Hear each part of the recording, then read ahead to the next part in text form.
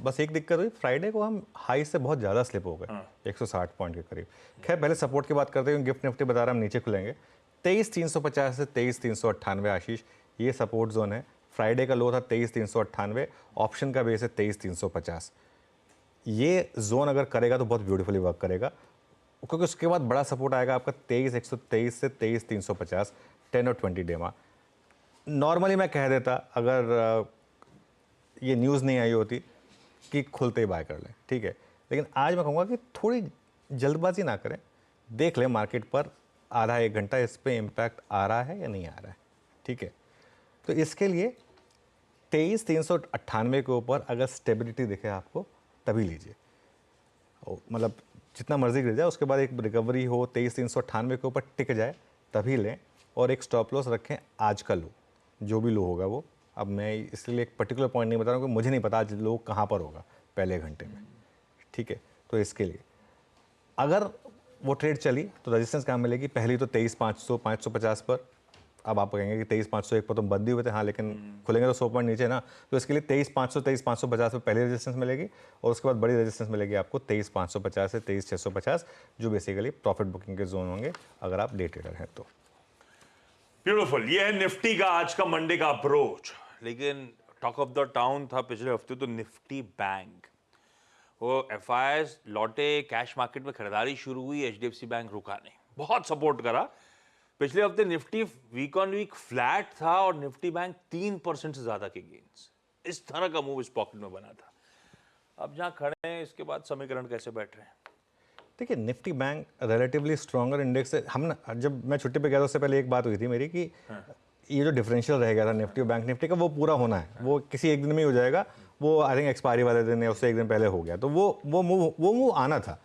और ये मैं फिर लोगों को बोलता हूँ कि ये देखिए ये कुछ ट्रेड्स होती हैं जो आपको लेनी चाहिए।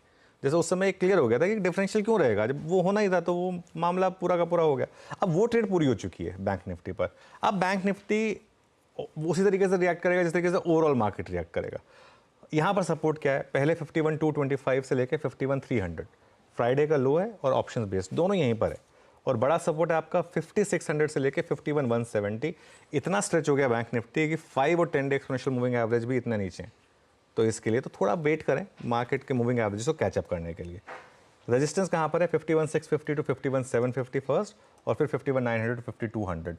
मेरी अप्रोच क्या रहेगी, अगर 51,225 के ऊपर स्टेबिलिटी मिले आपको, वहाँ पर बाय करें और एक स्टॉप लॉस लगा दें, डे का लो। ये अप्रोच हो जाएगी बैंक निफ्टी पर। परफेक्ट, हो गई निफ्टी। हाँ, आप सही कह रहे हो, एक्सपायरी का दिन वो निफ्टी बैंक की वेडनेसडे का दिन था, ऑलमोस्ट 2% का मूव आया था। एग्जैक्टली। और लास्ट में देखा था, लेकिन लास्ट में क्या वापस किस तरीके से गिरा था वो 30 मिनट में, वो पूरा का पूरा वही वाला मामला था। देख रहे थे क्या सब? मार्केट तो फॉलो करना जरूरी होता है ना कभी कभी। क्या होता है ना आशीष, मैं इसलिए जानबूझ के उस दिन मैंने कुछ कमेंट मारा नहीं वैसे, लेकिन अगर आपने उस दिन का बैंक निफ्टी का मुंह देखा था, और आपको याद होगा आपकी मेरी बात हुई थी कि आजकल हेज फंड्स पूरा का पूरा ऑप्शन ट्रेडिंग को डोमिनेट कर रहे हैं और पूरा का पूरा रिटेल उसका खामियाजा भुगत रहा है।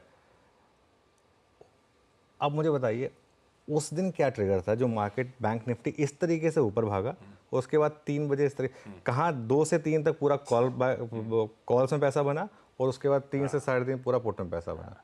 उस दिन तो कोई वोटिंग परसेंटेज नहीं आया था, अब तो खत्म हो चुके हैं इलेक्शन। उस पता चला कि उस दिन भी भाई किसी देश के इलेक्शन का वोटिंग फिगर आ गया हो शायद, उस वजह से मार्केट रिएक्ट कर रहा, लेकिन वो भी नहीं हुआ था।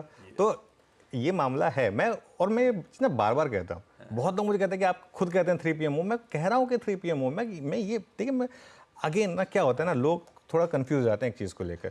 जब मैं कहता हूँ ना कि वो 3 PM मूव है और वो ये हेज फंड्स वाला मूव है, इसमें मैं ये नहीं कह रहा हूँ कि वो कुछ इलीगल हुआ है।